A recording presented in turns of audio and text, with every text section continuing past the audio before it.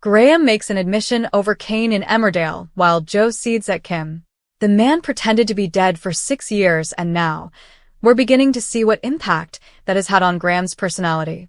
Still suave and sharp-tongued, yes, but we've seen in recent weeks that Graham has a skill fellow home farm resident Joe Tate, Ned Porteous, does not possess: the ability to see a situation from someone else's perspective.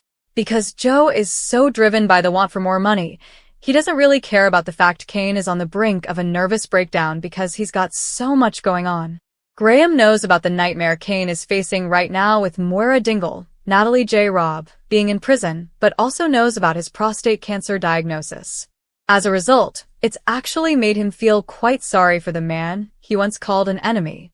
Refusing to play by Joe's rules, Graham told Cain about his plan to sell some machinery from Butler's farm. While it didn't prove Kim Tate's, Claire King, theory that Graham was only back in the village for his own gain, it did confirm that the man won't always do as Joe asks. This coming week, Graham confesses to Rona Goskirk, Zoe Henry, that he knows about Cain's diagnosis, which is what motivated him to play both sides in the Dingles versus Tate's battle.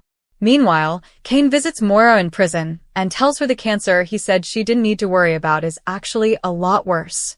As her world falls apart, Moira struggles to hear that Cain has had his diagnosis for a month. She urges her husband to tell other family members and is gutted to hear about the latest development with the farm. Despite her upset, Moira is understanding and tells Cain that his health is far more important.